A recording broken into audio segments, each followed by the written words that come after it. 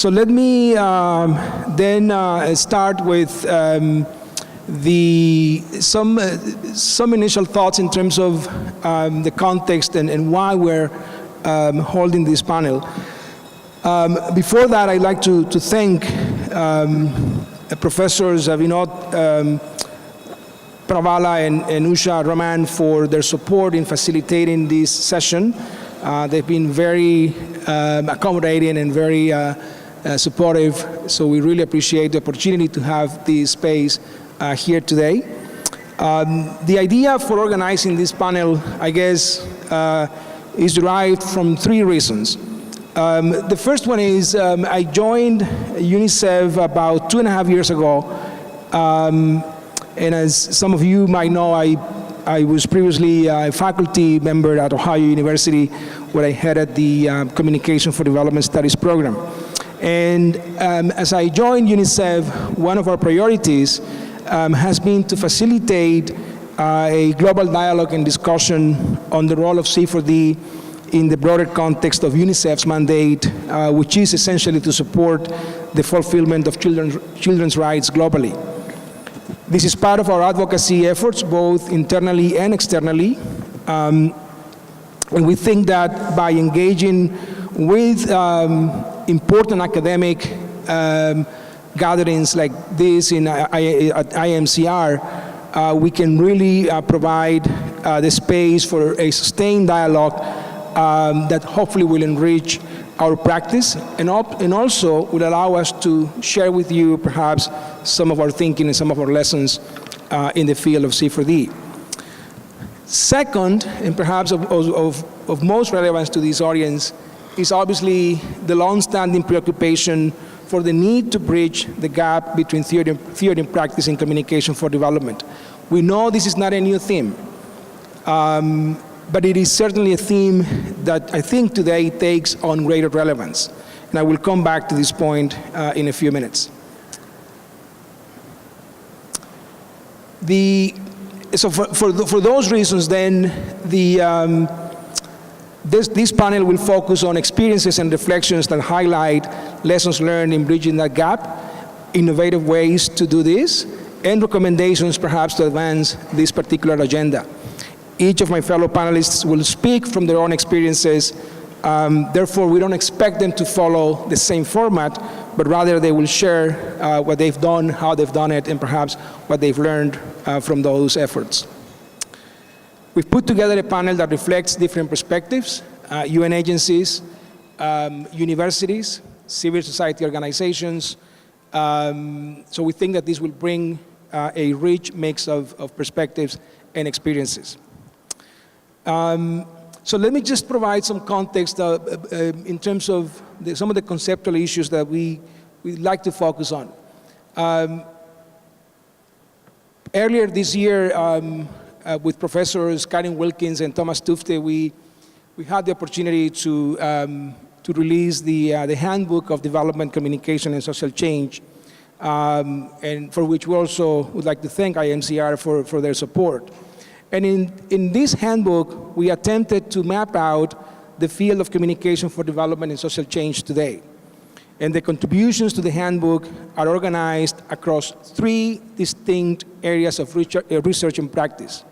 The first one is critical perspectives on communication for development and social change, which discuss the historical and conceptual evolution of the field, particularly on how evolving political and economic structures continue to redefine the field. Also, the importance of paying close attention to development discourses as they continue to reflect how multiple players either co-opt, resignify, or reframe development narratives. And also the increased focus on equity as an emerging theme across various development sectors and issues, including health, the environment, diversity, and human rights, which points towards a broader focus on social justice as an area that requires further research. And in arguing for the need to pay greater attention to equity and social justice, Karen Wilkins points out that this trend actually marks a significant recognition in our field that equity and rights matter. So that sort of focus on critical perspectives and this sort of shift in terms of the focus of communication for development provides that first sort of block of the book. The second focuses on strategic approaches to communication for development, which concentrates on the role of communication within the institutional development agendas, how academics and practitioners are rethinking and redefining communication practice within a terrain that is often driven by donor priorities, that is often prescriptive, and that is increasingly focused on evaluation and demonstration of results. And the third area actually looks at activist approaches for development and social change, which places greater attention on what Thomas Tufte calls a resurgence in practices of bottom-up communication for social change, which has been fueled by the proliferation and transformation of civil society and emerging power relations and governance structures, and the rapid growth of ICTs that have created new and more agile spaces for participation, voice, and engagement. And within this mapping, however, one of the themes that recurrently emerges in the discussions and recommendations of several contributors is the need to strengthen the linkages between theory and practice. And let me quote Pradeep Thomas, and I should say that probably many of the authors are here in the audience of the contributors to the handbook. But let me just take on Pradeep Thomas's comments or observations about this particular issue. He argues that, and I quote, while one can argue that many borrowings and traditions of interdisciplinarity have contributed to the shaping of communication for social change as a field and to its dynamism, it is also clear that a consequence of these many influences is the existence of a variety of fault lines, one of them being the fault line between theory and practice. Pradeep then further emphasizes how this gap by stating that, and I quote again, what seems to be the case is that the practical horse has bolted, leaving the theoretical cart behind. In other words, thousands of initiatives, learnings, and experiences are yet to become foundational material for an explication of theory reflective of and conversant with local realities. And I think this is one of the challenges that we face in terms of bridging that gap and how we can actually create that dialogue that addresses this particular challenge that Pradeep has observed in his contribution to the handbook. I'm having problems here with my computer, so bear with me for a moment. So in many ways, Pradeep's concern with this disconnect between theory and practice is echoed by other contributors to the handbook, including in areas such as conflict resolution and peaceful reconciliation, public health, and a few other themes that are covered in this publication, but particularly in connection with the role of media and communication in social movements, citizen-led social accountability, and other activist forms of communication for social change, which are often driven by social media and mobile communications. However, I also would argue that this disconnect should be seen as a two-way street.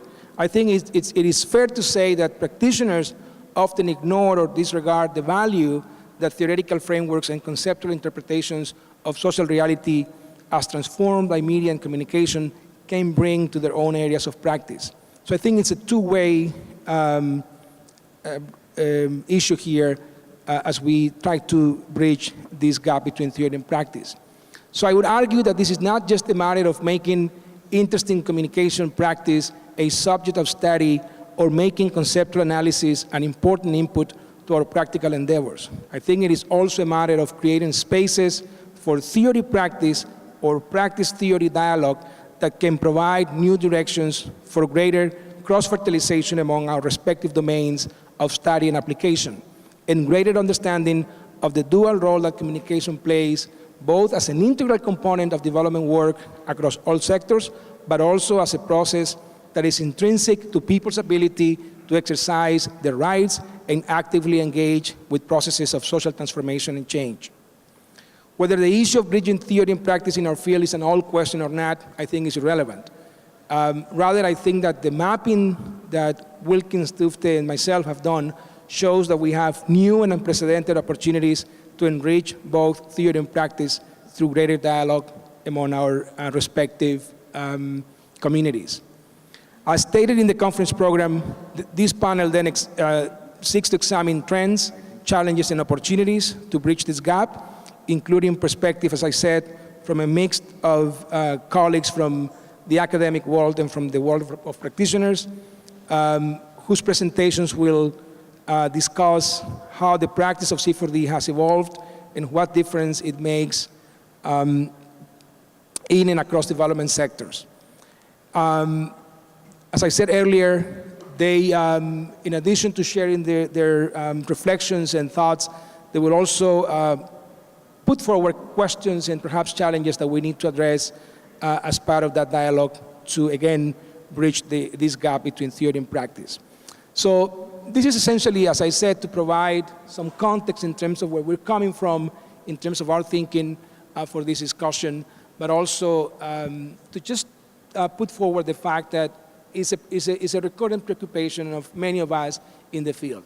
So with that, I will move on to our presenters,